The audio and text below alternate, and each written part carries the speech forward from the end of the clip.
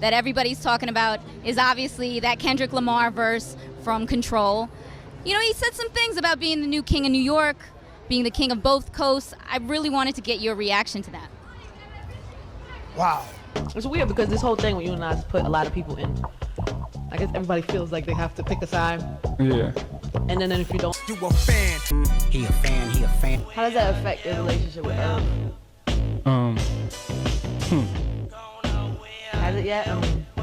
Yeah, I mean, it's definitely a affect our relationship. So he'll be all right, you know what I'm saying? Even if it doesn't feature, you know, any of the names that he mentioned, which it probably won't, to be honest with you. I don't know who's gonna go back from that and be like, yeah, let's do that, let's link up. And I've been waiting to make this video, but I was particularly waiting for the right count. Because, man, everyone thinks that Drake is going to be the next Ja Rule. And I agreed with this at first.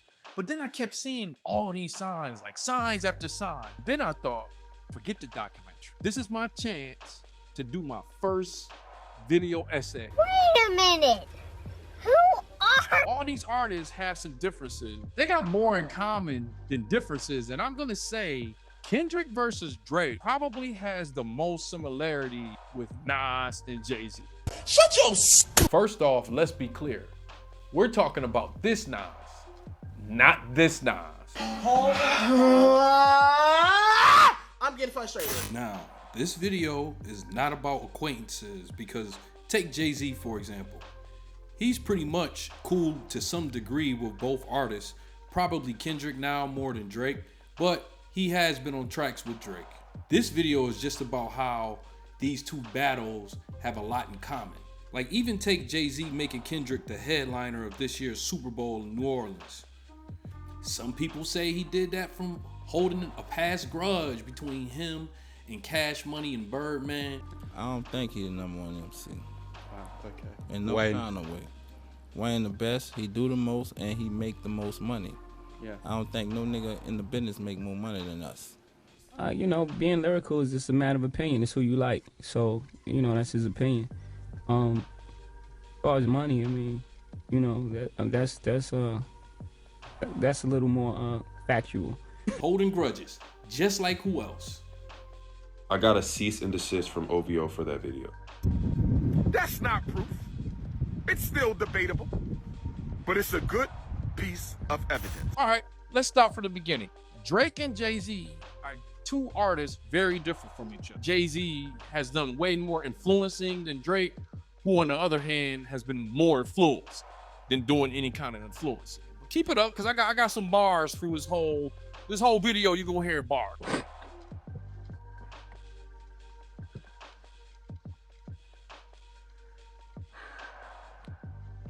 JayZ and Drake, although, have been heavily accused of stealing.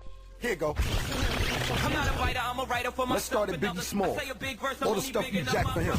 Let's go. I'm not a writer. And that's where they both are/were at the beginning when both these battles happened. Drake, who is now on, I would say, the latter half of his career. JayZ at the time, he was looked at as flat out invincible. So though they might be at similar points, don't look at this video as me trying to compare the artists. What we're doing in this video is we're comparing all four of these artists and where they fit into these remarkably similar battles. Now, looking at Nas and Kendrick, these two have parallels as well. They both are artists that are definitely more about the craft than anything, although Kendrick has more achievements and accomplishments than Nas, you can say. He has more Grammys. He was on Michelle Obama's playlist. He got a Pulitzer Prize Award. But Nas, rightfully, more than anything, has always had the respect. I mean, his first studio album, Illmatic, even to this day, Billboard themselves labeled it the greatest rap album of all time. Keep in mind that Illmatic was never on the top as far as sales, but it's still looked at as the greatest hip-hop album of all time. Sales don't mean everything when it comes to hip-hop. So in this video, I'm going through family references, subliminals, even leaks. Oh, and about those leaks, today's video is sponsored by Aura. And it's a really important time to be talking about them because hackers may have stolen the social security numbers of every American.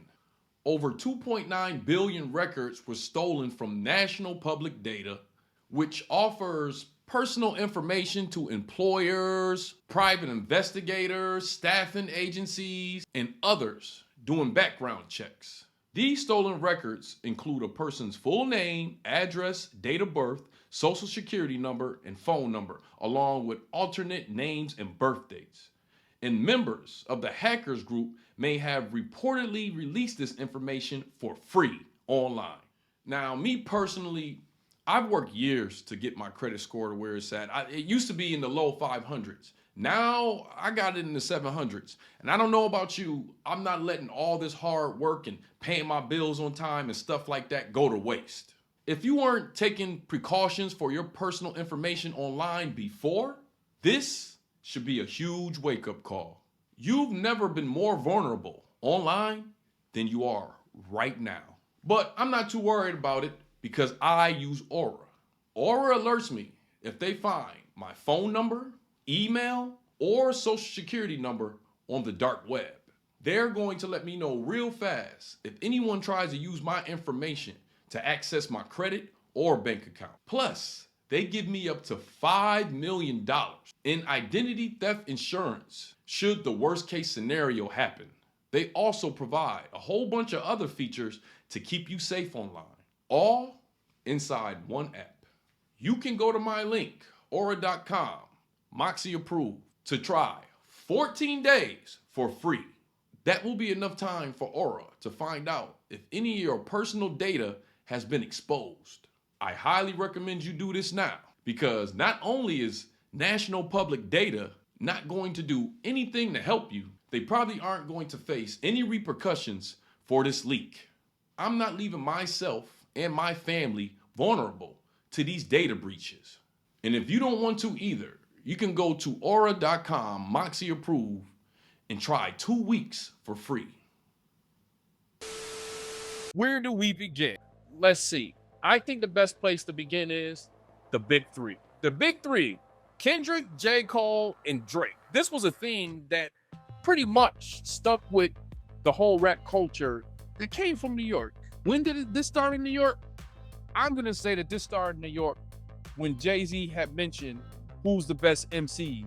Biggie, JayZ, and Nas. I'm from where niggas pull your card and argue all day about who's the best MCs, Biggie, JayZ, and Nas. So I would like to say that was the big three before we had today's big three of Kendrick, J. Cole, and Drake. Now, there was something wrong with the New York big three. There was really one team of New York, and that was Notorious Big, who pretty much flat out paraded the term King of New York that he got from the movie King of New York, Frank White.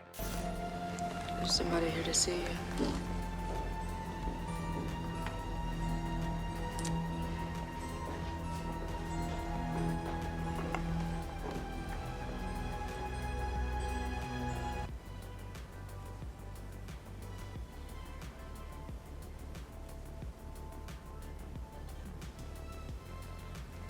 What's in the cup?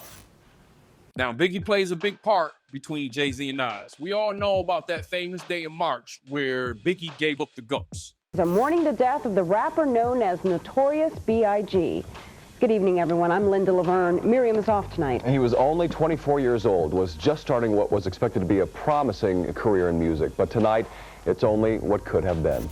So, ever since Biggie left the scene, it was pretty much a fight between all of the New York rappers on who would take the crown, who would take the throne. New York has always had bickering and beats on who was the top MC, but Biggie was the one that gave it the perfect title, King of New York. From that title, with Biggie leading, the crown was up for grabs. Now, the two primarily main MCs that were in contention for this crown were JayZ and Nas. If you want to relate that to the Kendrick and Drake situation, I would say before we even mentioned the big three, that Lil Wayne, in my opinion, had that crown as far as top MC for a moment. We know Lil Wayne's the one that brought Drake in. Since then, competition in hip hop changed immensely to the point where no one really talked like that. Outside of them talking about the big three, Drake references on one of his tracks where he talks about how the crown, you know, the one line where Drake talks about how the crown has been broken in pieces, but he has the big portion, something like that. All of this disorder, no address, and the crown is broken in pieces, but there's more in my possession. Now, going back to Biggie, gotta go back to Biggie. After he passed, there was a fight for his position, for the Frank White crown. And to get to that crown, a lot of the tactics that Biggie used were both emulated by Nas and JayZ. One of these tactics were subliminals. Subliminals ran rampant all through the 90s, but there was nobody that was better at this subliminal game than Dangerous you're not, I gets down. Twist your body round and round, upside down.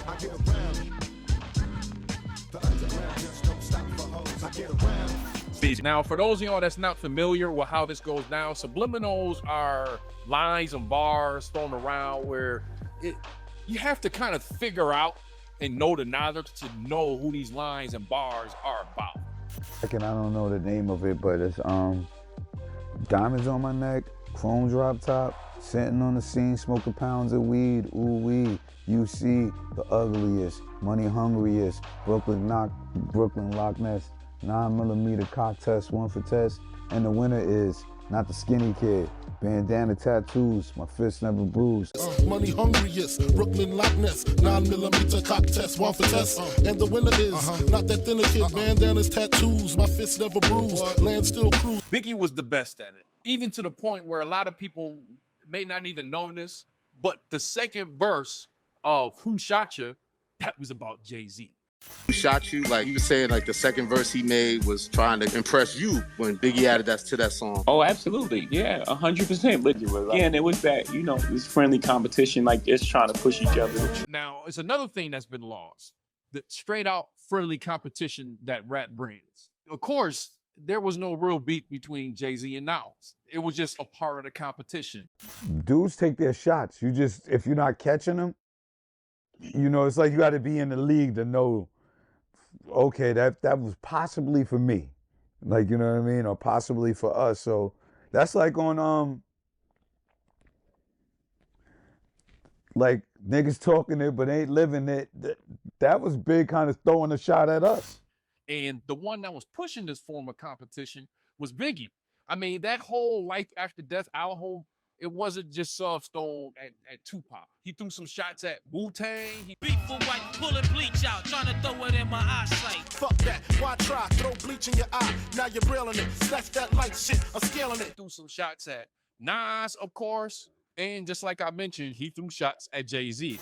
You're holding more drugs than the pharmacy. You ain't harming me, so pardon me. Pass the safe before I blaze the place. I dabbled in crazy way, without rap, I was crazy straight. Partner, I'm still spending money from 88. When I was pushing weight, back in 88. Conscience of your nonsense in 88.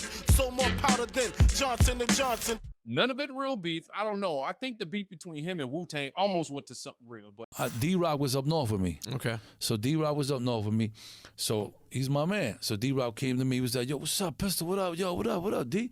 He said, yo. So he was, you know, like, yo, these guys trying to front on Biggie and shit like that, man. You know, like I might need you to, you know, help us out, hold me down, this, that. You know, I know. I was like, let's get it. So I was like, let's, you know, he was like, yo, Wu-Tang, and then Wu-Tang was deep as fuck. None of this stuff was real. It was just friendly hip-hop competition. But there was one guy that wanted to bring competition back into hip-hop to where we are now. And that's part of the reason why this whole battle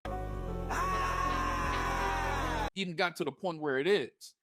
And that's Kendrick with his verse in Control. Yeah, and nothing been the same since they dropped Control and tucked the sensitive rapper back in his pajama clothes. Ha ha. I mean, you can argue that Kendrick and Drake beef only got to the point where it is now because Drake took control personally. And he's doing his thing really well. And that verse was, he's giving people like moments, you know, like that verse was a moment to talk about. Are you listening to it now at this point in time? Okay. That everybody's talking about is obviously that Kendrick Lamar verse from Control. You know, he said some things about being the new king of New York, being the king of both coasts. I really wanted to get your reaction to that. Wow. My reaction is wow. Love hip hop right now. Even though Kendrick mentioned tons of artists' names, Drake was the one that took it personally. Now, Big Sean was the unintended victim of Control, but Drake became prey from his own doing. He didn't have to be prey. He could have totally just ignored that track and went on about his career. Like most of the artists in that track, they ignored it and went on with their career. Drake was the one that I guess he wanted to smoke. Does it make you like not want to collab with him? Yeah, I'm good right now, you know what I'm saying? Like I'm just about this album and me, and you know, I don't know necessarily if I feel like 100%, like I'm not like, man, send me some, let's work. Like, nah, not really. You know what I'm saying? Like This is far removed from the 90s and 2000s where competition was way more part of the rap game than what it is now. It was way more part of the culture than what it is now. A lot of y'all may not even realize some of these groups, like Wu-Tang and Lox in particular, though the members are on the same track, y'all don't understand that these guys were battling on these tracks. Not necessarily direct personal battles, but I want to be better than you on a track. I'm gonna say 60 to 70% of Lox tracks, that's what it was. Wu-Tang too, it was a fight on who would have the best verse on these tracks. The elements somehow are we're getting away from the original elements of our culture, which is beats, rhymes. Right. You know, battling is therapeutic for music. Right. Like you said, it's been around since the beginning. A good word to sum up how the culture is a little too friendly right now. You know what I mean? It's a little bit too nice. Dudes, it's too much nice guy stuff going on. Which we don't want to then get violent, but. Right. Now, usually this was decided by the producer or the engineer who would put the best verse last. They would put the second best verse as the first verse on the track on some retention. Now, that sphere of hip hop alone was something that Kendrick, he was trying to bring it back. But did you know when you went in just to do that verse, honestly, that it would take and it would have this kind of impact on music? No, I didn't know until after, you know, you see the hooray and hoorah about it, the fact that hip hop hasn't been shaken up in a long time. You know, when I went in and did the verse, I thought I was just having fun.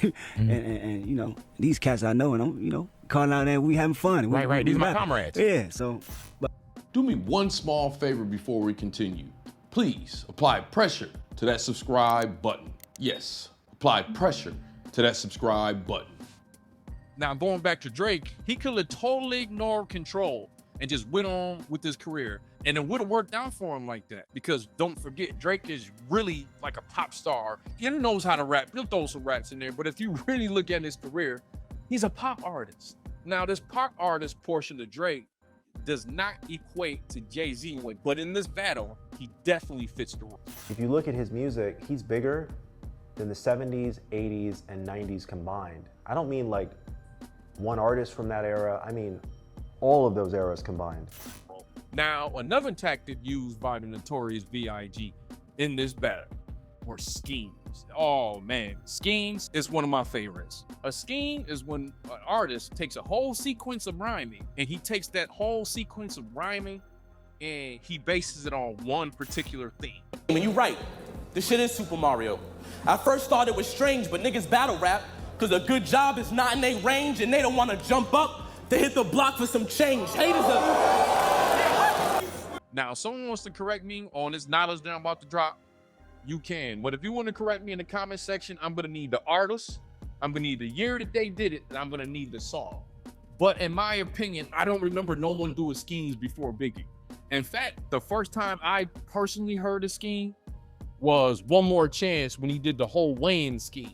You remember that? Thought he worked his until I handled my biz. There I is, making pain like David Wayne. Slow down dirty even like his brother Keenan scheming. Lyrically, he was about 10, 15 years ahead of his time. Just lyric. Well, schemes, you really don't hear that much today because rap has kind of went away from lyrics. And honestly, the best lyricists, respectfully to all the rap artists, the best lyricists are in battle rap. They try to put your face on a bullet. If they the jealous type, the best advice, she ain't your princess cause she lets you pipe your boo. Your boo gonna make moves behind your back having sex at night cause if y'all split, having one up on you will give her extra life, but the most... Like taking for example, if you wanna just look at schemes, I'm gonna say the best schemer in the world right now will be Chilla Jones. Important thing, love from these fans ain't unconditional. When there's much room for growth, they'll campaign and they stick with you. But when you get bigger, They'll do anything to belittle you, but win or lose, star power makes you invincible. Now, not to get off topic, there's a reason why I'm mentioning schemes. Going back to the whole JayZ and Nas, these subliminals between the two, they went on for a few years. You don't like me, clown, now you want to take me down. If I bring my face around, you want to what? You butt girls dig you, imagine what they feel for me. You make hot songs, but she know you steal from me. Who ill is me? Wild on haters in album 3. Next level, take y'all niggas to 3D. If you want beef, then start. Your next stop's to the graveyard. Still fucking up, then trust me, I still creep. Yeah, I know the platinum chain be looking real sweet, but reaching I bury niggas 60 feet deep. S. Carter turn rappers into martyrs. Separate fathers from their daughters. Why bother? I'm a crook like you. I took like you. I disobeyed the law throughout the book like you. Same as Kendrick and Drake. Oh, it's your time now. Yeah, that's what everybody say.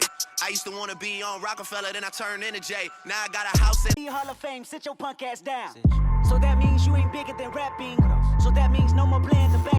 From the get-go, JayZ showed an infatuation with Nas, which kind of started everything between the two. But from the top, JayZ showed an infatuation with Nas. On his first album, first studio album, Reasonable Doubt, he sampled Nas not only once, right, but twice. Stop, niggas.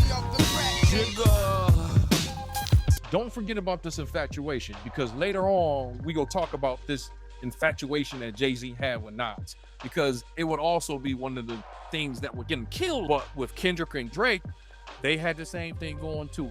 Years and years of subliminals. Did rapping, but a rapper with a ghost rider. What the fuck happened? I got enemies, got a lot of enemies, got a lot of people trying to drain me of my energy. You scared of my heights now? But still I got enemies giving me energy, I don't wanna fight now. Subliminal sending me all of this hate, I thought I was holding the mic down. Trying to keep it gracious, who give a fuck? Michelle Obama put you on a playlist, then we never hear from you again like you was taken. I mean, they had so many subliminals that, shit, I don't think they never would have actually battled until Joe Budden went on and said this. Why? It's like rap beef, blue balls. Isn't that what hip hop is? No, it's been over 10 years, yo. It's been over 10 years. Wait, hold on. If we're not at the point now of a record, a direct, I don't stop. Now, after Joe Budden said, okay, enough of the subliminals, let's get to beefing, Kendrick set it off with the Like That track.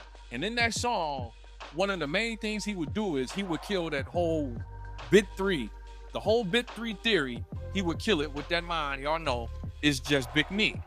Think I won't drop the location, I still got PTSD. Motherfuck the big 3, nigga, it's just Big Me, nigga. An interview also played a serious role in the Kendrick and Drake beef. And he started talking noise. I was like, we got beef. Like, it's going down. Like, this is official. One of these guys went up to ESPN and Marcus Wiley interviewed him and they had a fit. I haven't been sworn to secrecy except it was orders given from one person's camp to our company that they should not air it. And only that keeps me from, I think y'all know which one this is. This is a rule, though. You're never supposed to let your enemy know what you're thinking, and they did just the opposite, so now I know what they're thinking about, and it's cool. Interviews also played a part in the JayZ and Nas battle. JayZ said it himself.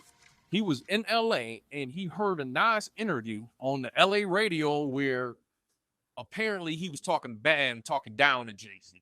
It seems to be resolved. But then Jay claims he's in LA and he hears Nas on the radio in LA talking reckless and saying bad things about Jay. So at that point, Jay's like, all right, I'm gonna say something about him. I looked for this interview online. I looked for it on Reddit. I looked for it on Torrent, and I could not find this interview. But JayZ said it out of his own mouth. It was that interview that he heard in LA, which to the point where he thought the subs had to end. It's time for the subs to end. And unbeknownst to many, it was not Takeover where JayZ threw his first real shot at Nas. It was actually on the track with Memphis Bleek.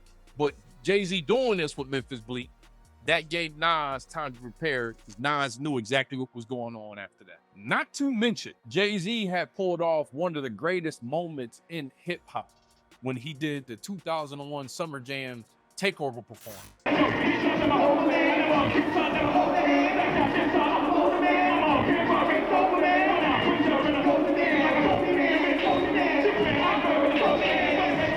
where Jay would not only strike a shot at Nas, but he would take a couple shots at others. Mainly the one that caught the brunt of these missiles was Prodigy. If you Mobb Deep, I hold triggers to crew. You little fuck, I got money stacks bigger than you. When I was pushing weight back in '88, you was a ballerina. I got the picture, I seen you. Y'all remember when he had him with the ballerina outfit, and back in '88 when you was slinging weight, you was a ballerina. I got the pictures, I seen you. Now this video isn't about Jay-Z and Mobb Deep, because I really can do a whole video of nothing but Jay-Z subliminals, because he had a lot of subliminals and a lot of beefs going on with folks, as he was getting closer to being that king of New York. And some can say he was the king of New York at this time. No, you not on my level. Get your break sweet. I sold what your whole album sold in my first week. Prodigy from Mobb Deep had mentioned that he didn't appreciate Jay-Z's words as far as like New York being soft, because when the East and West battle happened, Mobb Deep was on the front line. Jay-Z was not. Even though, looking back, Jay-Z did have a diss track that he made toward Tupac that he performed one time after Tupac died, but other than that, you never really heard of this track. Jay-Z made it a point at Summer Jam to take these shots at Mobb Deep. But of course, he would not end there. Before ending the track, he would end it simply with the X Nas, he don't want to withhold. No! You guys don't want to withhold. X Nas, he don't want to withhold. And also, I can't leave this out. He did it all in front of Michael Jackson.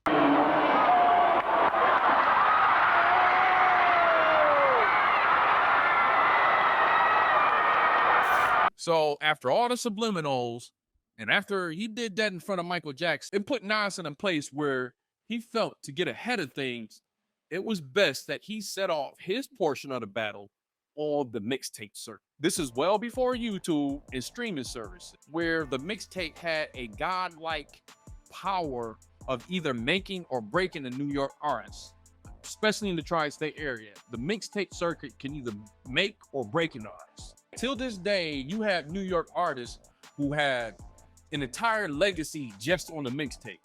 I mean, it's two artists off the top of my head while I'm filming this right now that I can think of that totally fits this, and that will be Max B. Right now, you know, I seen some other footage with you on. You know, you had a little few words for Prodigy. Where all that came from? Oh, nigga, don't you got sickle cell? It's that bars. That's what I ain't start doing yet. I ain't start doing mafia shit, man. That shit, this shit just nasty, my nigga. I ain't trying to do nothing. You feel me? They're both legends. And Max B, who I think is coming out of jail soon. I don't know. He might be out of jail by the time I put this out. But Max B is supposed to be coming out of jail soon. And rest in peace, Stack Bundles.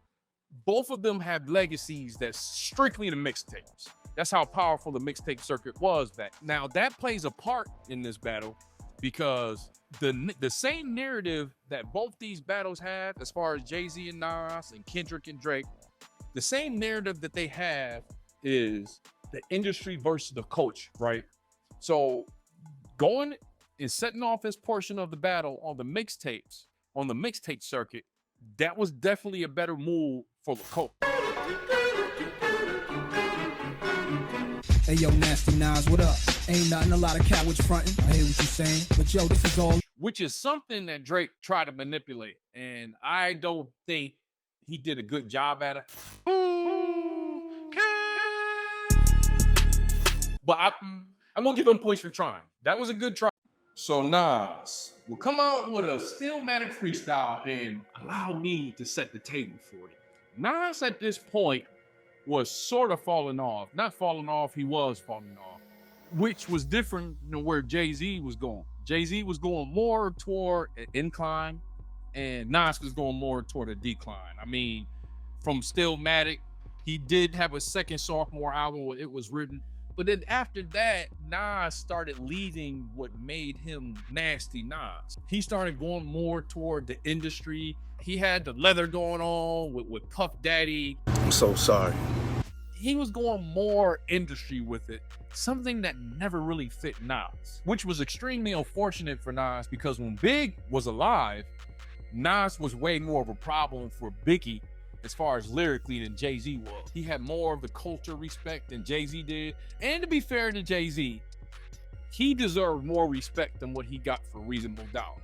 I think the reason why he didn't get that amount of respect, it was too many heavy hitters out there. But technically, Jay-Z did not get the full respect he deserved until he did In My Lifetime Volume 2. Well, I know that one of the things you told me was that, like, with the last album, you were kind of maybe not disappointed in it, but you just didn't have the same kind of Nah, energy I love the album. No, that's not. Don't get me wrong. It's just the creative process wasn't like this album. Jay-Z made better commercial moves than Nas. Nas' last two albums before this battle, they were very bad as far as the nasty Nas that won it. So when Nas went and did the Stillmatic freestyle from the beginning on that track, everybody knew Nasty Nas was back. Ma, I'm sorry who the fuck I am. I can't trust my fans. Out of luck, no constructive plans. My friends stay powdered up. I'm so drunk, can't stand. You said if I was sober up, I'd be a powerful man. And even look at the title. It wasn't Illmatic. He called it Stillmatic. So that was the first sign to everybody that he planned on going back to Nasty Nas. And man, that track was everything that it meant to be, man. I could never forget when I first heard that track. He took the classic Paid in Full beat. Thinking of a master plan. This ain't nothing but sweat inside my hands. So I, you know, when the one with the bass line that Biggie used. Frank White the Desperado. Used to rock the all-black Movado, the all-black Eldorado. Get Money and Tupac used to this beat. West side when we ride, come equipped with game. You claim to be a player, but so I think looking back, I think there was maybe a subliminal there by going and using the Paid in Full beat with that bass line. But he just added this nasty Arabic woman that, you know, y'all know the Arabic woman was singing on, yo, that Arabic woman. I wish I had an Arabic woman from that track. I wish I had one that could just be. Now comparing, I would compare the lyrics to that Stillmatic freestyle more closely to Kendrick's 616, where both these tracks, they started off and they had bars in it that sounded like they were preparations for war. The loaded up shells, one by one, you smell blunts from my room door. Little Nas was at 616 from Kendrick, he was talking to God. Freedom God, my confession is yours.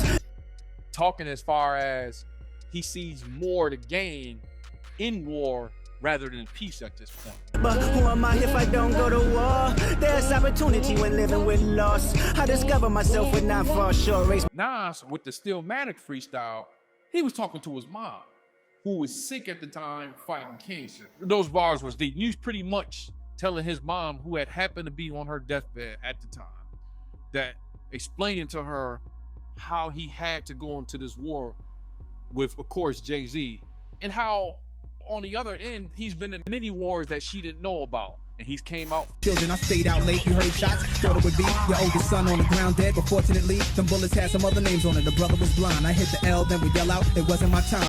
Now, of course, I could be wrong, but there's way too many unintended coincidences in these two songs. Notably, 616 was not Kendrick's first reply to Drake, who had done push-ups in Tailor Made. We're gonna get back to Tailor Made. He had done push-ups in Tailor Made, and this was not Kendrick's first reply. But 616 was rather one of two, what I would like to say, warning shots to Drake. I mean, Euphoria, which was his first reply, and I'm gonna say 616, to me, those were more like warning shots. And what I mean by that is, he didn't go on 100% on throttle. It was kind of like, they were warning shots. I mean, in Euphoria, it's warnings all the way through there. If you take it there, I'm taking it further. That's something you don't want to do. Basically saying, if you go here, I'm gonna go there. And it doesn't have to go down like this. We could just make this a good sparring match and that be it. It's not a full-fledged clip. That's a warning shot. But I can also say that the Stillmatic freestyle, that was not Nas's first warning shot. Curse of the Clue, Nas took to an Eye for an Eye, which is a Mobb Deep instrumental, Mobb Deep track, Eye for an Eye. He took that instrumental, and that definitely was a clear shout at JayZ. You can't be I. See, I'm eternal, not love. You get shot up, boxed up next for the grave. Your flow is one-dimensional. Your level is second grade. You on top. What? Copy and fuck. I said it first. You repeat it. Your false crown covered in dirt. Defeated. Don't forget, JayZ was the king at that time. Before I move on, I gotta go back to Biggie and the schemes, because this Stillmatic freestyle, God, had one of the nastiest schemes I ever heard. This was a fight for the crown. Biggie was the ghost mediator of this whole battle. Nas had 2 bars about the whole Rockefeller roster that when you put together how he said this shit, and the flow he used, that shit was out of this world.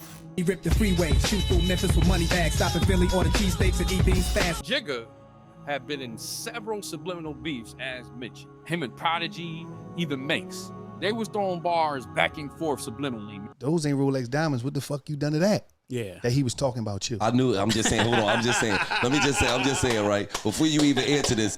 Where's all the ice with all the platinum under that? Those ain't Rolex diamonds. What the fuck you done to that? Now, when he said those are Rolex diamonds, they were still real diamonds. It just wasn't factory. Man, I mean, subliminal at this time was just being thrown around. Niggas ain't know who was talking about, but they knew. Sort of like what Drake is doing today. Well, at the end of the day, this man has sold more records than anybody. And part of his technique, Drake don't do a diss like an outright diss song where it's a headshot. If he throws out a bar right here, it might be a bar only like what Pac said, you and I know what's going on. Right. But it's all psychological, right? Yes, I hate the way that you sneak this. But since Jay never had no real on wax beef up until this point, he was looked at as invincible, like I mentioned before. This is the invincible Jay. And to add to the fact, this whole money talk bravado that JayZ was doing was starting to really resonate more than it ever had. Nas came into all this as the underdog, which can be debated the same for Kendrick. But he's like, you know, he is the underdog. Although I will say, if you really know hip hop and you really know lyrics, Drake cannot stand toe to toe with Kendrick. Him, all his ghostwriters, all his accents, he can't stand toe to toe with Kendrick. Nas, being the underdog of this matchup, he set the table perfectly on Stillmatic. Industry versus the culture to combat this. Now, after this, JayZ finally wrote and memorized his full verse on the takeover for Nas. Reportedly, he didn't have the full verse for Nas ready yet. He wanted to see what Nas' reply was going to be to this, and boy, did he get one from Nas. So he went back into the booth, did that verse for takeover. Inside of this verse, Went from nasty Nas to Esco's trash. Had a spark when you started, but now you just got. was some classic tactics that also were used by Drake, which is divide and conquer. Fell from top 10 to not mention at all. To your bodyguard, QT Wally's verse better than yours. And one of the most memorable lines of that song is when he flipped Nas' narrative of JayZ being obsessed with him and sampling him. He actually flipped it into a dope bar. So yeah, I sampled your voice. You was using it wrong. You made it a hot line. I made it a hot song. And he added that Nas didn't make no money off of it. And you ain't get a coin, nigga. You was getting fucked in. I know who I paid, God. Searchlight Publishing. But before he ended this track, he played right into the hands of Nas, who already set out this ongoing thing of the industry versus the culture. And that line was pretty much saying, Nas, you're just trying to kick Nas. This shit is garbage. You trying to kick knowledge. Now, this was something that Drake did also by saying that Kendrick is trying to free the slaves. Rapping like you about to get the slaves free. Now, both these lines from Drake and from JayZ fit so perfectly with the whole industry versus the culture narrative that Nas and Kendrick were able to play off of. Especially with Nas in New York. How you gonna tell somebody in New York, oh man, that shit is garbage. You just trying to spit knowledge. New York is actually damn near the world's capital of conscious mind and thinking. It's the world capital. I know it's the capital of America when it comes to conscious thought. And this goes back to the Malcolm X days. I'm pretty sure before that. New York has always been the home of conscious thinking. Don't tell me that woke shit. I ain't got time for that woke shit. New York has always been the place to go for the conscious mind. This shit is garbage, but you trying to acknowledge. That was particularly a stupid move for JayZ to do against Nas in New York because, yes, the whole hip-hop community was watching this battle. Everybody was judging this battle, but the only opinion that mattered during this battle was New York. This all came down to what New York thought who won this battle. I'm from with niggas, pull your car and argue all day about who's the best MCs, Biggie, JayZ, and Nas. And then after that, JayZ would end the takeover with another major mistake. Yeah, the mistakes is just piling up. This was not the actual mistake, but it would lead to the mistake. Jam screen because you know who. Yeah, you know what, well, you know who. Yeah, just keep that between me and you. And arguably, the same could be said about Aubrey, who made a similar mistake with Family Matters. And that's throwing family into the situation. Mama Cash was always screaming, save me. You did it dirty all your life, you tryna make peace. I heard that one of them little kids might be day free. Putting your ox family in the middle of the beef. Kendrick pretty much warned Drake. He pretty much told him in Euphoria, you ain't got to do it. Don't speak on the family, Crody. You can get deep in the family, Crody. Talk about me and my family, Crody. Someone go bleed in your family, Crody. Meanwhile, JayZ, on the other hand, he had no warnings. In fact, JayZ was the opposite. He was sitting there rubbing his paws. He could not wait to get all this information that he was withholding about Nas's baby mom. Right after he dropped Reasonable Doubt. Right. Reasonable Doubt was out like a minute because I remember like, oh, what's this? Who's this? What? JayZ was fucking Nas's baby mama for months. He was one abortion in. This whole fuck your bitch move, that was popularized by Pac, who of course did this to Biggie with the whole Faith situation. You claim to be a player, but I fucked your wife. It wouldn't play the same way for JayZ though. That move was a kill shot for Pac. The same way will be a kill shot for JayZ, but the difference is the gun was pointed at JayZ. Okay. But right there, so now I didn't even explain it to her. Like I ain't explained the whole situation. You know, because she don't know. She don't know. Like this thing, the record was the freestyle was supposed as a mixtape. Flex supposed to play a mixtape and go away in 2 weeks. Like, you know, like any other guy who makes a mixtape record about Rockefeller every week. Super ugly, John. Right. So it wasn't. Well, for Drake, I must say, him doing this was way more of a stupid move because at the end of the day, he never really had nothing solid on Kendrick. I mean, he brought up accusations of abuse. He even tried to imply that Kendrick's kids were not his kids and they were instead they were Dave Free's kids. Now, at the time of this recording, there's no solid evidence of none of that. It just sounded like what you call in battle rap a fake person. It sounded like a fake person. But him mentioning this whole Dave Free, this would lead to one of the most horrific diss tracks in rap history. Dear Adonis, I'm sorry that man is your father. Let me be honest. It takes a... Meet the Grams. The way I imagine this is after Kendrick heard what he did on Family Matters, he said, okay, we're going to put families in this. I'm just going to sit your whole family down. Your moms, your dirty pops. Yeah, he sat his whole immediate family down on track. I'm sorry that man is your father. Let me be honest. It takes a man to be a man. Your dad is not responsible. This track was so horrific that I don't think the full pain of this track can't be felt until Adonis turns 18. When Adonis turns 18, I'm going to say maybe when he at college or something like that, probably somebody college kids won't put him aside because you know Drake protected him now. And it's not letting him listen to none of this stuff. But when he get to college, one of them kids gonna pull him to the side and be like, hey, did your father ever tell you about this song? And before he even get to Meet the Grams, he don't have to get over Adonis and Pusha T. You are hiding a child. Let that boy come home. But whatever the case, for both JayZ and Drake, these two mistakes would lead to nothing but straight flame from the opposite. Because after this, not only did Kendrick hit Drake with the most horrific diss song ever, in my opinion, he also hit him with the most streamed diss track ever in streaming history. And that's a fact with Not Like Us. I'm gonna strike a chord and it's probably A minor.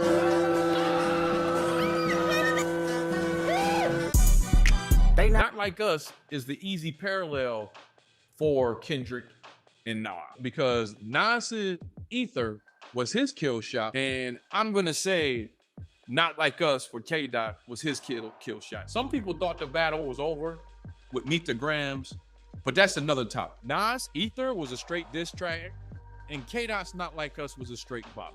But they both was kill shots because the results were the same. Majority of the track on Nas's end was him continuing to push the era that JayZ has pretty much left the culture. And this is an argument even to this day that JayZ has to deal with. He wasn't at the Hip Hop 50 Awards, but then he went and did a show for the white folks. I believe that JayZ, to me, my personal opinion, is not in love with hip hop. I think he likes hip hop a lot. I think he likes money more and opportunities to take his brand to the next level. Nas was pretty much saying that JayZ throughout the years has sold his soul. What's sad is I love you because you're my brother. You traded your soul for riches. Nas loves hip hop.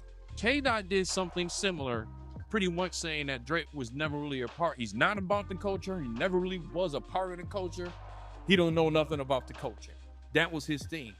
He even had this theme down to the title, Not Like Us. That's nasty work, though. That is nasty work. One thing you may not know is I did not sample the Ether beat. I definitely seen somebody say that. I didn't sample a Nas song. Both these tracks also included Nas and Kendrick accusing the other side of stealing. Nas would not only make this claim on behalf of himself, saying JayZ sampling him, trying to be like him, but he also mentioned this before on the Stillmatic freestyle. Before you used to rap like the Fools Nickens, Nas designed a blueprint, who you kidding? K-Dot, his will be more subtle in Euphoria and Not Like Us, particularly when he mentioned Drake and his disrespect of Tupac. That then let a Canadian nickel make Pac turn in his grave. Yo, I haven't spent that much time talking about Taylor Made. Not to skip that track of Taylor Made, but honestly, the shelf life of Taylor Made was similar of that of the birth of those turtles on the beach, if you get what I'm saying. I know it sounds kind of dark. Birth life of one of those small little turtles trying to make it to the water. It had a very short shelf life. You should all know this story by now. Drake stepped up his steel styling abilities and just said, I'm gonna go full AI, where he took not only Snoop Dogg's voice, who really came with admiration about this. They did what? When? How? Are you sure?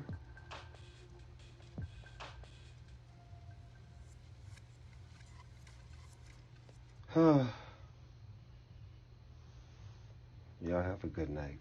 But he also took Tupac's voice, and Tupac's family did not appreciate this. They sent Drake a cease and desist, and he had to take it down. Drake says a cease and desist to this TikToker. You got some bad friends. High school pics, you was even bad then. Wait, no. Getting under my skin, pretty little young thing. Ooh. I got a cease and desist from OVO for that video.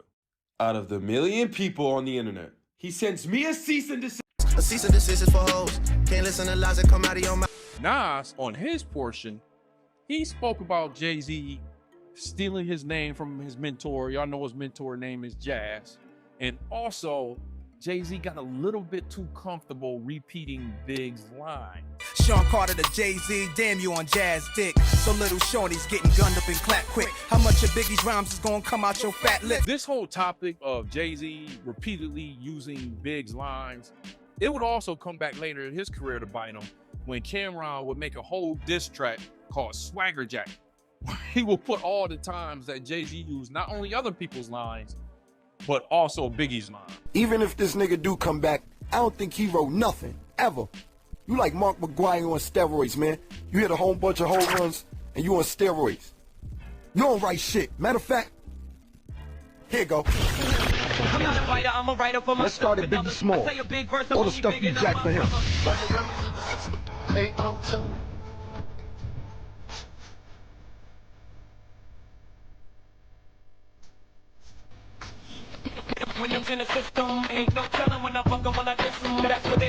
Kendrick also did the same thing to Drake, but we're gonna get to that soon because that's one of my favorite parts. But Nas had the right to use this angle especially when it came to Jay-Z stealing from him throughout his career, because not only did Jay-Z do this to Nas, he did this to other artists too. I'm not a biter, I'm a biter. This is Big L now. Oh, all I got for hoes is hard dick and bubble gum. All I got for chicks, hard dick and bubble gum. Now, one of the lesser known examples of Jay-Z stealing from other artists came from a friend of Nas called E Moneybags. A lot of people have not heard of this story. When Jay speaks to Nas, he go, yo, man, we don't even make music for niggas like that, man. We only make music for niggas to get money. They both had artists that were claiming that they stole from them just disappeared. Good evening, everyone. I'm Brenda Blackman, sitting in for Jennifer Valapi. There has been an arrest in a Godfather 3 theater shootout. We all know the one that happened with Drake was Extortion. No matter what anybody says, I'm not, bro, I didn't initiate shit. This nigga ran off on my shit. Everybody knew he ran off on my shit, and they just trying to tell me to basically be quiet. Who was not quiet and went publicly about Drake stealing his style. Developing right now, a search for a killer in South Florida after an up-and-coming rapper is shot dead. 20-year-old XXXTentacion killed in an apparent robbery. Now, with Jay-Z, the lesser-known story of this is an artist that goes by the name of E Moneybags, who was actually a friend of Nas. E Moneybags had this ongoing beef, another subliminal one, going on with Jay-Z, but his beef with Jay-Z was more from the streets. Suddenly, out of nowhere, Jay-Z had a new artist named, get this, H Moneybags. We gonna take it back to Brooklyn first. H Moneybags, then we gonna go right to Oskino. Not E Moneybags. He had an artist named H Moneybags. So what Jay-Z did in a freestyle session that he held with State Property on the radio, where they repeatedly just went in freestyling over a lot of popular Queens beats. And this will be the time where they would introduce a new Rockefeller artist that will go by the name of H Moneybags. Yeah, talk to him. Moneybags. After this freestyle session, E Moneybags will hop on the phone with Jay-Z and tell him what's going on with you having this artist called H Moneybags. I wish I could have heard that phone conversation. I wish I could have heard Jay-Z try to explain how he named somebody H Moneybags. But not only did E Moneybags complain to Jay-Z, he also went on the radio with Prodigy to make his claim known that Rockefeller got an artist that pretty much has my exact name. I'm sick. On the phone. Yo, what's up, yo? Say, yo, man. Somebody went broke. Yeah, it's on E. He like, yo, what up? Hey, yo, who this? It's E Moneybags, man. What up? Yeah, oh, what up, yo? What up? Yeah, yo, what up with this? Who this H Moneybags, man? Who this nigga you around here? Hey, come on, nigga. I'm trying to play you, man. JayZ took a bag like, man, I don't give whatever. Bag like whatever. Oh, nigga, so, all right, you know what it is when I see you then, right? Baby, so you know what it is. Man's like, oh, word? All right, cool. Well, unfortunately, soon after E Moneybags will let this claim be known, he would die in a shootout in Queens. Shootings left 3 people wounded and a 15-year-old boy. Style stealing wouldn't be the only thing that Nas and Kendrick would rummage on these tracks. They also use these tracks as platforms to go in on their ops' entire circle. Nas on Ether would go in on Dame Dash and the whole record label roster. Is he Dame Diddy, Dame Daddy, or Dame Dummy? Oh, I get it. You Biggie and he's Puffy. That move was also done by Kendrick, but it was done much worse. We ended up finding out that Drake had some possible sex offenders in his circle. And Baka got a weird case. Why is he around? Certified lover boy, certified. And let's not forget the crew jumping that was done from all of them. Jay-Z, of course, in the New York area, and Drake, he did the Atlanta area. You run to Atlanta when you need a check balance. First, Biggie's your man, then you got the nerve to say that you better than Big. A bar that almost always gets overlooked was actually a bar where Nas was addressing the leak of this battle. You see, back then leaks were called bootlegs or bootlegging, and Jay-Z went through one of the worst of them on Volume 3 when a whole list of songs got leaked to the mixtapes, but the main track that caused the stir was a track called Is That Your Chick? It was a beat by Timberland, one of the best beats that Timberland ever did, and I never heard Jay-Z spit like this, just venomous tracks, and he was talking about somebody. He never mentioned her by name, but it was common knowledge that he was talking about Carmen, Nas's baby mother. Then why you home alone? Why she out with me? Room 112, hotel balcony. How she say, Jay, you can call a house for me. There's no respect at all. You better check her, dog. She keep begging me to hit it raw. Not only did this give Nas a heads up, but because it was bootleg, got leaked out on mixtapes, the clout from it was being removed because mixtapes, though it can break artists out, it was really only meant to get a song or get somebody popping for a couple weeks. There's a mixtape, Flex supposed to play a mixtape and go away in 2 weeks. Like, you know. It was almost like going viral on the streets. So being that the song got leaked out, it was definitely not made for the mixtapes. It was made for his album Volume 3. The bootlegging was so serious that it led to JayZ allegedly putting in some work. You know, you pled guilty to charges of, I don't remember exactly the charges, assault with a, was it assault with a deadly weapon?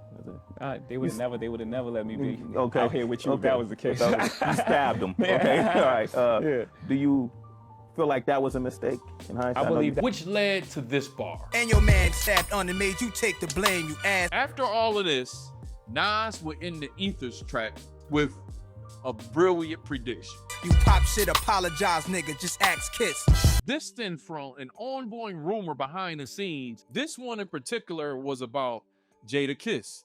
When Jadakiss and JayZ was trading subliminal shots, when the pressure was really about to be put on, Jadakiss reportedly got a call from JayZ who was apologizing. You know, everybody throw, you know, that was a part of it. You slip whatever you could slip in there. Yeah. But you know, everybody know we was going at it, whatever, with Rockefeller or state property at that one time, and always like overdo some shit. Say, you know, couple whatever it was due to Maya remix or whatever would happen, and then sometime it hit me on the two-way, like, you know, yeah. Hove? Yeah. So one time me and Nas was talking, and he like, yeah. But this was actually not the magic behind that JayZ pop shit and apologize bar. There was actually more to it. In fact, this would probably be the biggest mistake that JayZ would make. He probably would retain the L from this battle after this mistake because it was so big. Rockwell campaign in Arizona with Freeway, I think. He was there, I land, and this dumb shit is on the radio, and we took a L because he got in his man's emotions. Just know, after Ether dropped, New York City was definitely on the side of Nas. Today, people try to retell the story and try to act like, well, JayZ won the war and this is that and the fourth. None of that shit mattered. All that matters at the time was that battle and who won. And it's not a question of who won that battle. He defiantly had JayZ on the ropes. So JayZ being the emulator that people claim him to be, he tried to emulate the same move that Nas did. After Ether dropped, JayZ would go to the radios and he would provide the radios and these DJs with a track, a freestyle track that he had put together called Super Ugly. Yeah, I got myself a gun. Listen, I'm the J, the A to the fuck this broad. This nigga never sold aspirin, how you Escobar? This track, in my opinion, I would equate it really to Drake's Family Matters because both of them made the same mistake.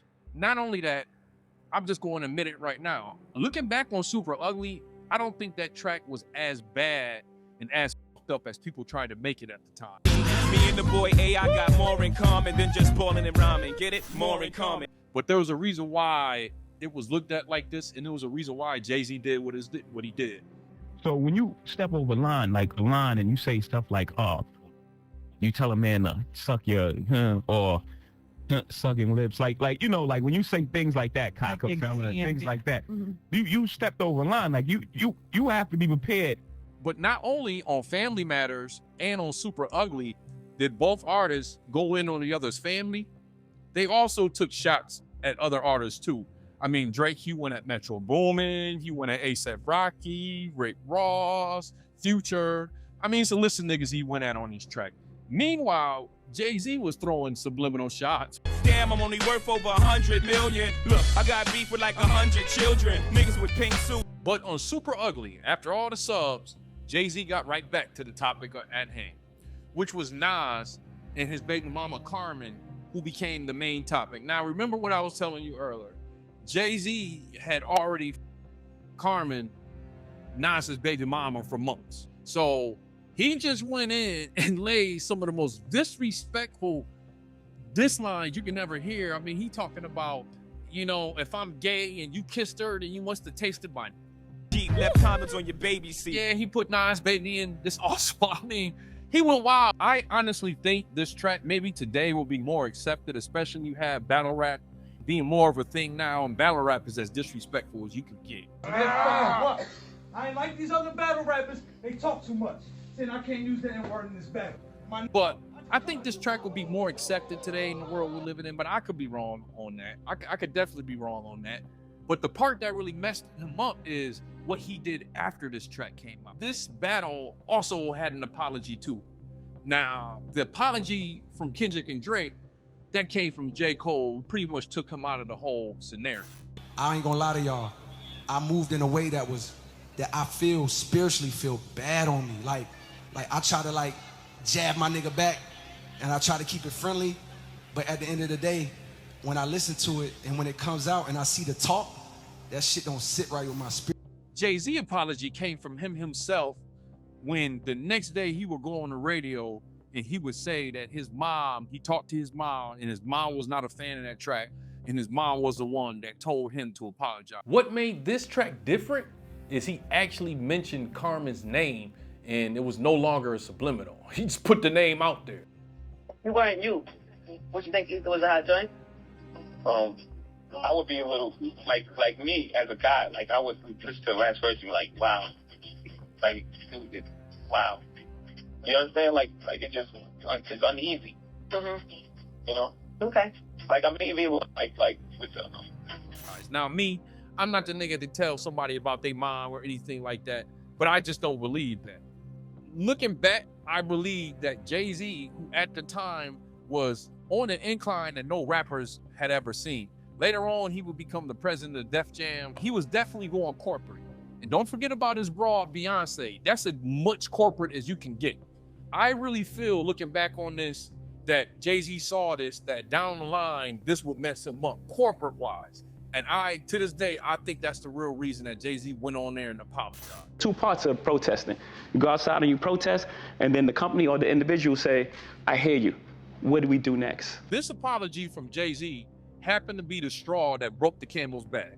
Some of y'all get that, man. I'm telling y'all that we dropping bars all through this. Yes, the streets, hands down, gave this battle to Nas after this. Today with the culture vultures who try to flip this story and say, oh, JayZ, you won that and he won War II. Nah, stop. But the club was going up, and that's when I knew it was over. And the DJ was not, and he played that shit, and the club went up, and that's when I knew Nas won. The streets had spoken. Like the DJ played it. For Drake, I can see the same thing happening depending on the moves that he make. And so far, he has not been making the best moves of what I call the battle after the battle. I think this is going to be much harder for him to recover than it was for JayZ, because just think of it. Ether was a dope track, but it wasn't a summer bop. Not Like Us is like the song of the summer.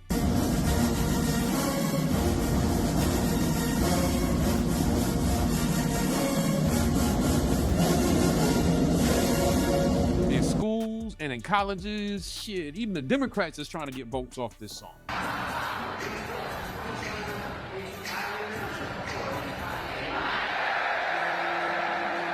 But whatever the case, these Drake fans are relentless. I can see years down the line, Drake fans trying to flip this, trying to say, oh, it was unfair.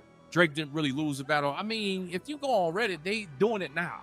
So I can see years down the line, them trying to flip it. But that moment has brought us to where we kind of currently are now. Drake, he got the 100 gig shit. Now, this is where Drake did his own fake leak. Because what Drake is doing, he's pretty much trying to place a Band-Aid over this, because the effects that Not Like Us is having, I mean, weeks down the line, people are still finding Easter eggs and subliminal. Let's go back to that whole scheme thing that we were talking about. You know that intro to the Not Like Us video? Supposedly, that is supposed to be a whole scheme of songs Drake has stolen from. Y'all know Kendrick's new snippet, right? Reincarnated, I was stargazing. Life goes on, honey, and all my babies. Woke up looking for the broccoli. Hot key, keep a horn on me, duck on my seat. IP ownership, the blueprint is by me. Mr. Get Off, I get off at my feet. Do y'all think that those are the songs that Drake took the lyrics from? But if that's what he did with this intro, that is fucking fire. Like, if this is true, as far as what he did with these subliminals, you could pretty much say he took what Biggie did to the next level. You see, throughout this battle, Kendrick, his subliminals have been attached to hidden internet memes, old movie clips. I've never seen that done before in hip hop. Perfect example when he did that DMX video meme, the subliminal to that. Why don't you like Drake? I don't like anything about Drake. I don't like his voice. I don't like what he talks about. I be trying to tell his face. I don't like the way he walks, like nothing. I don't like his haircut. Niggas hater, I hate the way that you walk, the way that you talk. I hate the way that you dress. So to contend with all of this, Drake did this 100 gigs leak where he was putting out whole videos. He put out maybe 6 tracks at this time. But let's focus on this leak shit. Both these battles had leaks, except for one was real and one was fake. Drake's leak, which will come out, of course, after Not Like Us drop, would be on an unofficial Instagram account where he would drop, in which one of the songs, he had a subliminal going at Kendrick. While I'm writing this, he probably got another track leaking. I don't know. I can't keep up. Every week, he's just leaking more, a fake leak at that. He's just fake leaking more tracks. Drake's leaks were not real and fell into everything that Lamar had set out for him, including hanging around the ATL artists, trying to get his numbers up.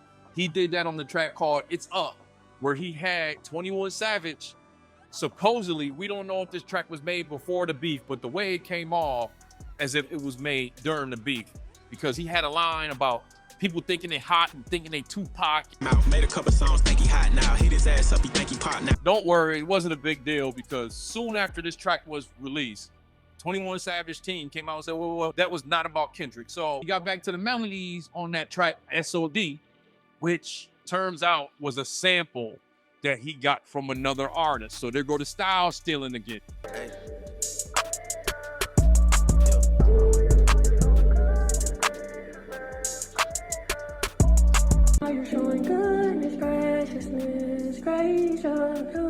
So Drake, he went back to the melodies. I'll just add Drake going back to the melodies. That's not a bad thing for Drake, especially if you're talking about him not being the next Ja Rule. Because a lot of people forget what really killed Ja Rule is that when he got in the beef with 50, he stopped doing what was working for him. Ja Rule was the king of making these R&B rap tracks, right? Similar to what Drake is doing now. Well, when he got in the beef with 50 Cent, he pushed him off his spot. And guess what? Ja Rule stopped singing and started going more toward hip hop and away from what got him popular. Holly dipped in octane, let East Coast, let West Coast. And at the same time, 50 Cent took that spot and he became the one that was singing. Classic 48 Laws of Power move. I just wanna chill and catch stunts in my 745. This 100 gigs leaked. To the fans, he was pretty much saying that he's not slowing down anytime soon. To the rest of us, it seemed like it was attention grabbing in the wrong way. Even calling it a leak was kind of suspect. I mean, come on, man. If you're gonna put these tracks out, just put them out. I think just putting them out would have been a much better move. Even his label, UMG, agrees with this because they made him pull it down. Even the Billboard agreed with this because none of the tracks made the top 20 because it had a few days of the whole internet playing these tracks, lunching off of them for free. Which, once again, I think this was another way of Drake trying to emulate what Kendrick had did, because what we haven't spoken about, Kendrick released all these diss tracks on the DSPs, but he also allowed YouTubers and other content creators to react to this copyright claim free. They not like us. They not like us. About for a week. I think after about a week, people started getting copyright claims. A lot of these numbers were still counted for Kendrick as streams, which I'm just gonna go ahead and say it. Drake and some of his folks tried to say that a lot of these streams were bots. Like, they trying to say you were a bot, I'm a bot, these college kids are bots. We all bot. Drake was kind of right about the part about me being a bot, because I am a bot, me, myself, and I.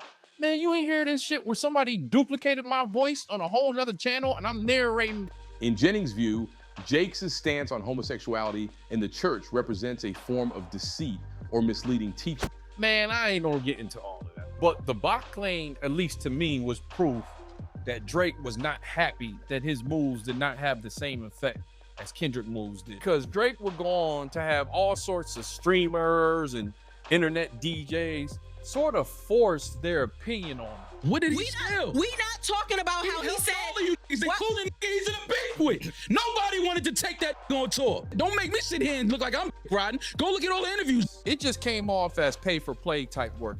Some of the stuff in particular on DJ Academic's page, it was definitely reminiscent of the same. Even if he did write Rich Flex, are you telling me that Kendrick Lamar's gotcha moment was... I can keep doing this, bro. Wait, are you telling me that Kendrick Lamar's got you moment was pointing out a nigga who wrote 21? Can you do something for me? Come on. This whole thing with the streamers and the DJs like Academics coming out with this whole bots thing, this move was also not a move unseen before. Who do you think did this first? Well, come on, man. You know the title of this shit. Of course, it was Jigga. I-97 JayZ. You know Say when.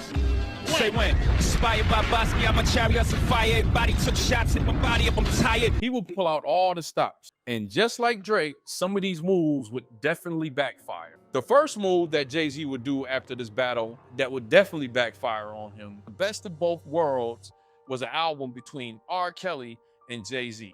So at this point, you should already know the problems that this created. I didn't do this stuff. This is not me.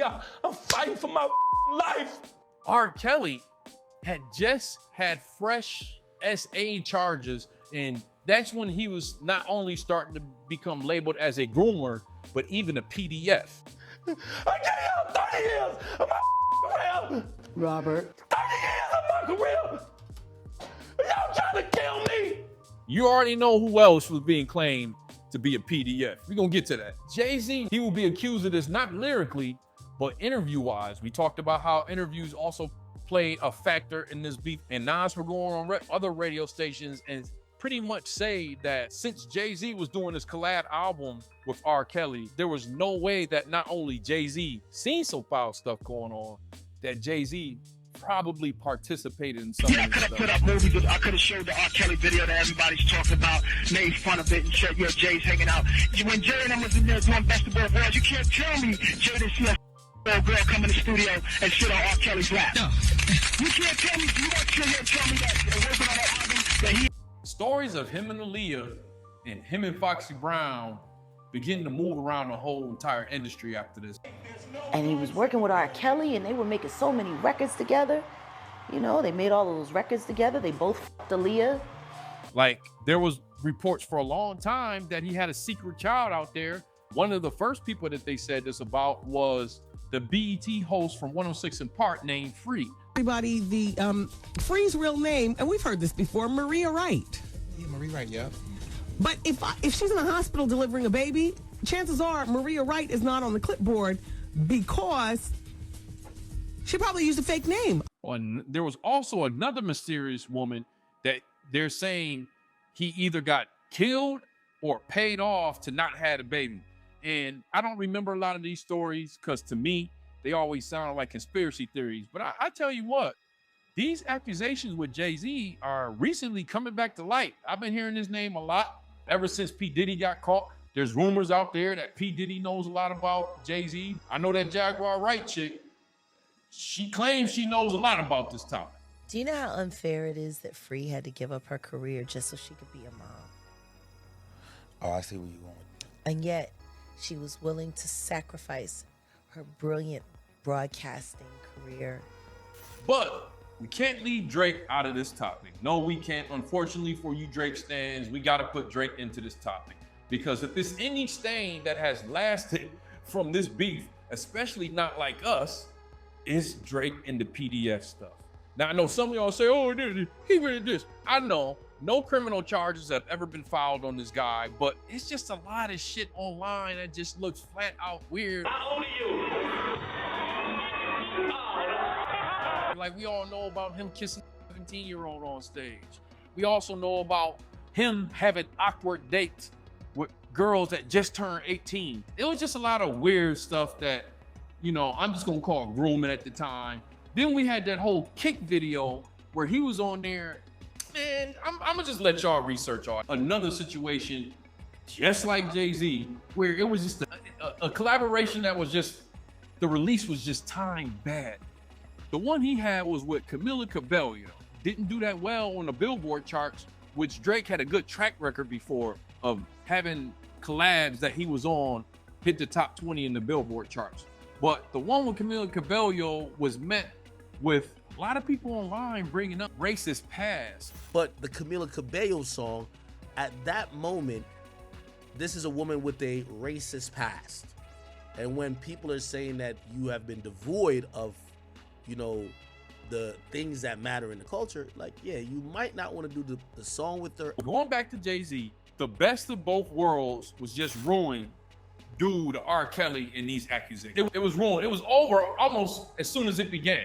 JayZ had to try again, and he did with Blueprint 2, where he also threw a few subs at Nas. Refuse to lose, I peep you creeps 3 months in advance. I see right through you, Judas. Nas wasn't stopping with his subs, of course. He would release Ether on his album Stillmatic, and this album would temporarily, or you can even say momentarily, place the crown on Nas's head. I say temporarily, momentarily, because this era was a prime of New York City rap. Don't forget you had DMX there lurking. Yo, moves is made, niggas is paid. That's just how it is. When my time is up, I'm gonna be out with them. I'm gonna try to live. I mean, day by day. Ain't nothing sweet about it. Act like you don't know what I'm saying? You read about it. You had Ja Rule, who had just started to make his run. And soon after that, 50 Cent would come. So this was the period with Nas, a short period of time, in my opinion, where he rightfully had the crown to himself, was with that Stillmatic album. I seen it coming soon as I popped my first bottle. I spotted my enemies trying to do what I do. Came in with my style, so I followed you. After that, he came out with God's Son, which, of course, he had some subliminals on there also. Niggas started noticing my flow and was open when the golden child closed them in with more style than them older men. Which brings us to the point where we are now with the Kendrick and Drake beef. At this time, K-Dot has reportedly have an album on the way, and Drake, his team is telling everybody that he has 2 albums on the way.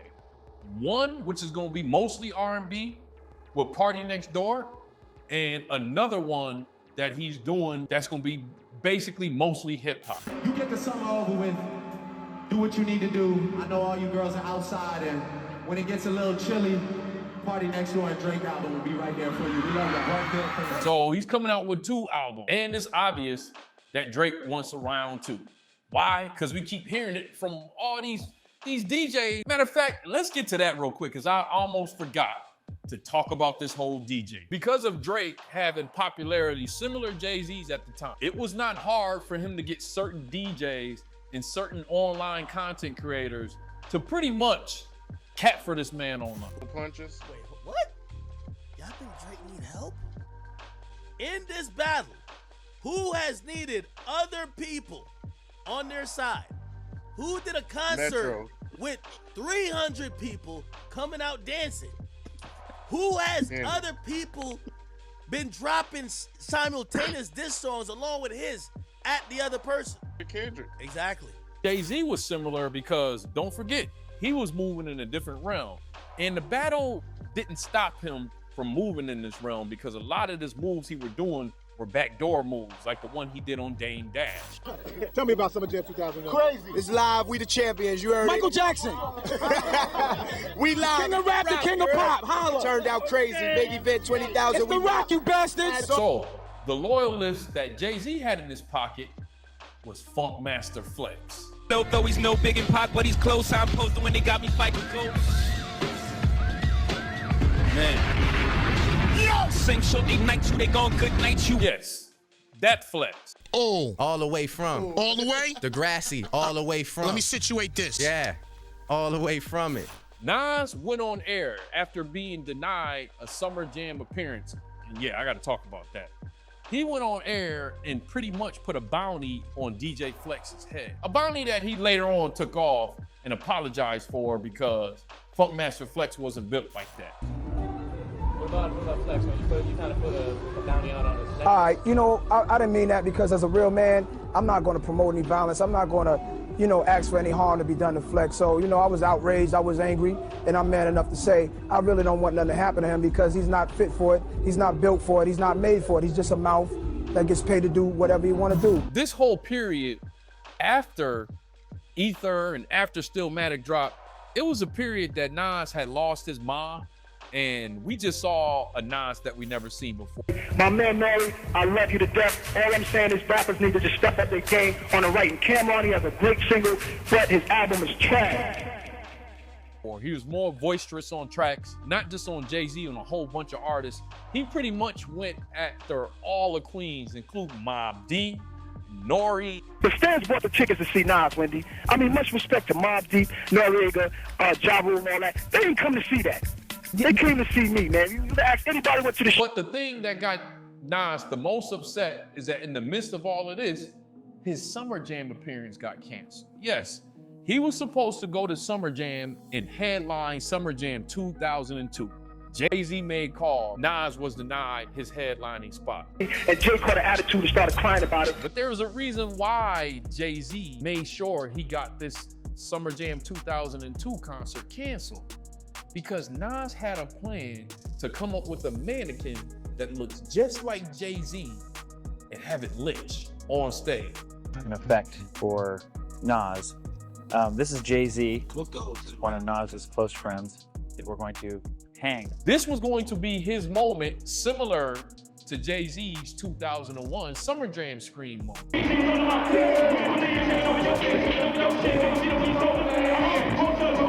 The only difference between this show and what Kendrick had with the pop-out, the Summer Jam was not going to all be based on Nas. Summer Jam, if you don't know, is a festival they have every summer in New York with the hottest New York artists. He was gonna headline that festival, and some of these people that was at the festival, some of these were his enemies, subliminally or even open, which also played the part in him being canceled for that performance. This reminds me of how Drake has been canceling TD artists from doing certain Toronto venues. Also, how Rick Ross pretty much got smacked from playing Not Like Us in Vancouver.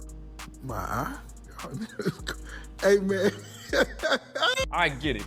The whole thing with Michael Rubin, I get it. I was like, oh, they weren't allowed to play Not Like Us. Like, does that stuff bother you? And was that even true? It was true. You know, Drake's my friend for a long time. A little bit of battle right now. I'm not gonna have him come there and be in battle mode. I just didn't think it was appropriate. I think it was appropriate. So I just sent a note. I said, hey, let's not play, you know, anyone's music that's feuding with anyone that's there. It would definitely be weird if I'm Drake and I'm at a venue and all of a sudden I hear Not Like Us. But guess what? Niggas had to go through that before. JayZ, in fact, he had to go through that. So we went out and saw Jay and Dame at the club. We went into the club, but they played Ether in the club, and Jay was heated. And I remember that. I just remember he sent Dame like, yo, tell that nigga to turn that shit off. But the club was going up, and that's when I knew it was over. So I must admit, maybe Drake's right. Maybe the best lesson learned is through somebody else's experience. I must admit. And just like JayZ had Funkmaster Fleck in his pockets, Drake had DJ Academics. Alleged. Matter of fact, this whole video is alleged.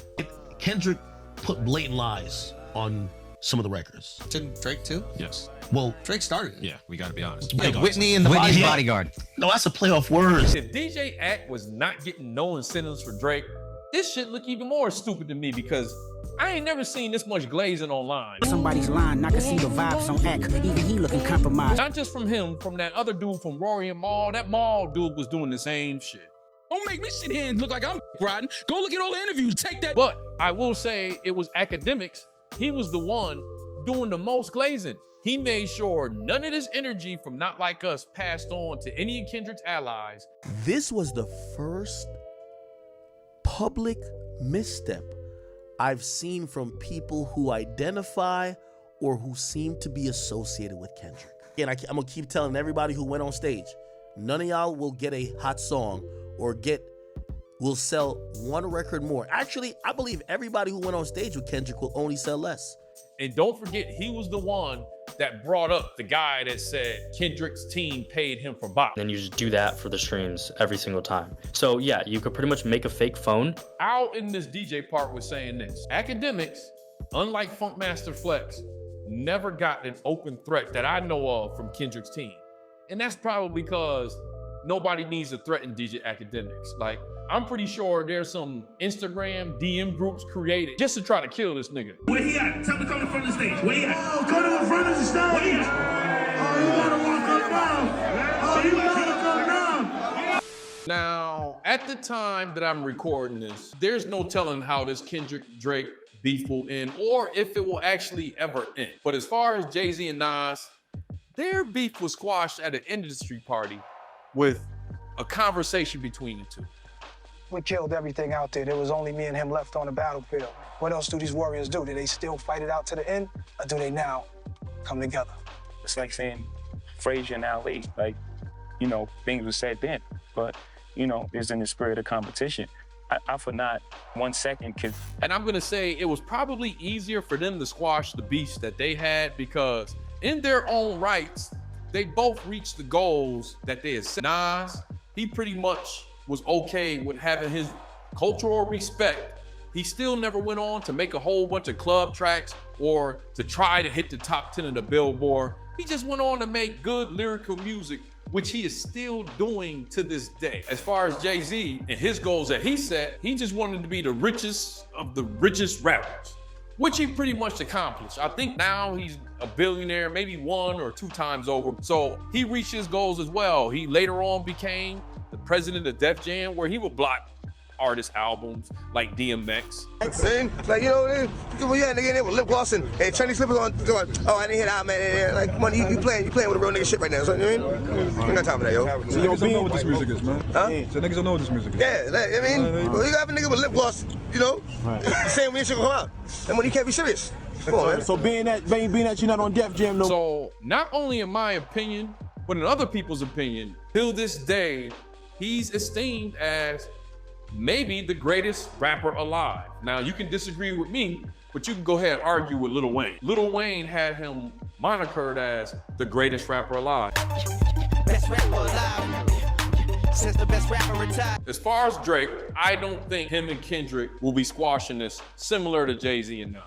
Like, just look at how Drake took the whole Control verse. He couldn't handle the Control verse. So how do you think he's gonna handle being able to squash a beef with somebody that has him labeled a PDF? Yeah, I don't think that that's gonna happen. And look at Kendrick. Kendrick, hey, keep the family away, keep the kids away. I don't think Kendrick would probably squash this beef with him, at least not to the point where they did what JayZ and Nas did. I can only tell you one thing, is that I just gave you how many minutes right now of how Drake is not gonna be Ja Rule. I don't know how many minutes it is, but I just gave y'all a shitload of minutes of how Drake is not gonna be Ja Rule. You tell me in the comment section if I miss any coincidences between this JayZ and Nas battle and Drake and Kendrick. Like, you know I'm coming to the end of the video because I'm having problems even pronouncing JayZ, Nas, Kendrick, and Drake, but y'all get it. You tell me in the comment section if I missed any occurrences, and no, I don't want to hear about no Ja Rule shit. He's not gonna be Ja Rule. Meet me in New Orleans, February 9th, 2025. I don't know, man. Some of his moves been bad. He might be a Ja Rule. Thank you for watching this documentary. And if you really like it, you'll like my other short form and long form documentaries that you can find right here. Well, anyways, you know how we like to end our videos over here at Moxy Approved, right? With that water. I'll see y'all here next time on Moxy Approved. Please join my Discord, link in the description.